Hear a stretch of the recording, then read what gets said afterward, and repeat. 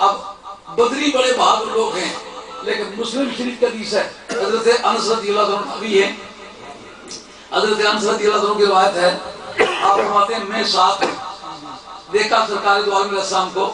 کہ سرکار اگلی رات میدان بدر کا موقع واردات دیکھنے گئے۔ مسلم شریف کے اندر یہ حدیث موجود ہے، کہتے ہیں سرکار دو عالم علیہ السلام نے فرمایا اس جگہ ابو جہل گرے گا اور مرے گا، اس جگہ ابو لہب گرے گا اور مرے گا، اس جگہ ابو لہب تو آئے نہیں، اس جگہ عتبہ گرے گا اور مرے گا، اس جگہ ولید گرے گا اور مرے گا۔ تو جتنے ان کی جنگی قیادت تھی، سیاسی قیادت تھی، مختلف قبیلوں کے سردار تھے، ان کے نام لیے اور فرمایا اس جگہ رستم عرب مرے گا، اس جگہ گرے گا اور مرے گا۔ علی مرتضیٰ کرتے ہیں میں نے طے کر لیا کہ اس کے مقابلے میں نہیں جاؤں۔ سبحان اللہ، اٹھا ساکیہ پردہ اسرار سے، اٹھا ساکیہ پردہ اسرار سے، لڑا دے ممولے کو شہباز سے۔ سبحان اللہ۔ اب مجھے بتا جو کہتے ہیں سرکار دو عالم ہم کا علم غیب ایک دماغی عیاشی ہے، میں اس جگہ پوچھتا ہوں بدر کی جنگ میں سرکار کا علم لڑا ہے یا سرکار کے صحابہ کی تلواریں لڑی ہیں؟ علم لڑا ہے۔ آپ کو متعدد مقامات پر یہ ماننا پڑے گا کہ سرکار کا علم لڑنے کی مزاج رکھتا ہے، اور سرکار دو عالم کا علم غیب مسلمانوں کی فوجی قوت بھی ہے، سیاسی قوت بھی ہے، معاشی قوت بھی ہے۔ سبحان اللہ، سبحان اللہ۔ آپ کو یاد نہیں جس سرکار دو عالم نے سراقہ بن مالک کو کہا کہ سراقہ بن مالک تم میرے قتل کے طرف ہو، یاد رکھو بھول جاؤ اس بات کو، میں اللہ کا پیغمبر ہوں، زمین پر بیٹھا ہوا عرش برین کی باتیں کرتا ہوں، جانتے ہو کون ہوں؟ جو رب کا لاڈلا ہے پوری کائنات میں وہ میں ہوں، اس کے لیے پوری کائنات پروردگار نے بنائی وہ میں ہوں، شب معراج کا دلہا میں ہوں، نبیوں کی امامت کرانے والا میں ہوں، چک پہ ہو، تم مجھے قتل کرنے کے لیے پھر رہے ہو اور میں تمہارے بازوؤں میں شہنشاہ ایران کے بازوؤں کے کنگن دیکھ رہا ہوں سونے کے، تمہارے بازوؤں کو پہنا، یہ مسلمان ہو گئے، مسلمانوں کی طرف سے لڑو گے، ایران کو فتح کرو گے، شہنشاہ ایران کے بازو کے کنگن اتارے جائیں گے، تیرے بازوؤں میں ڈالے جائیں گے، قدرت شاہ کی سے۔ اب اس کے بعد تاریخ بتلاتی ہے کہ حضرت سراقہ بن مالک اس دھماکے سے لڑے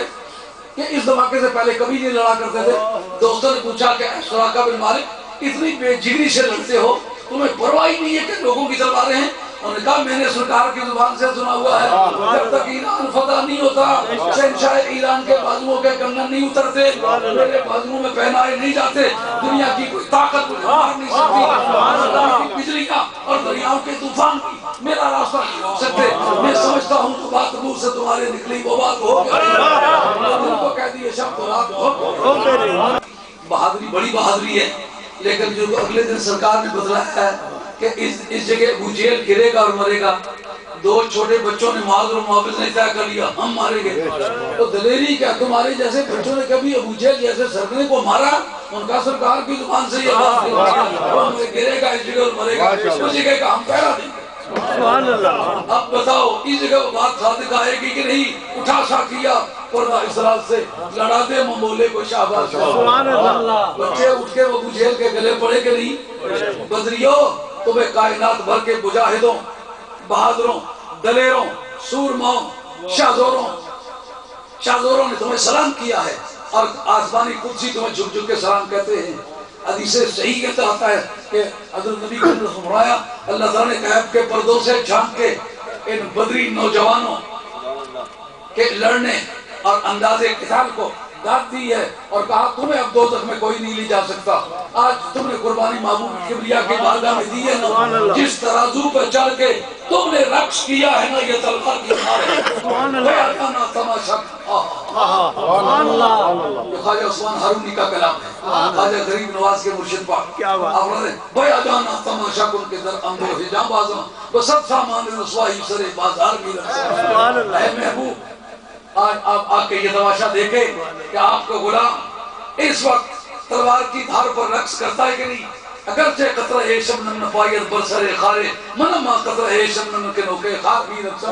اگرچہ ایک نوکے خار پر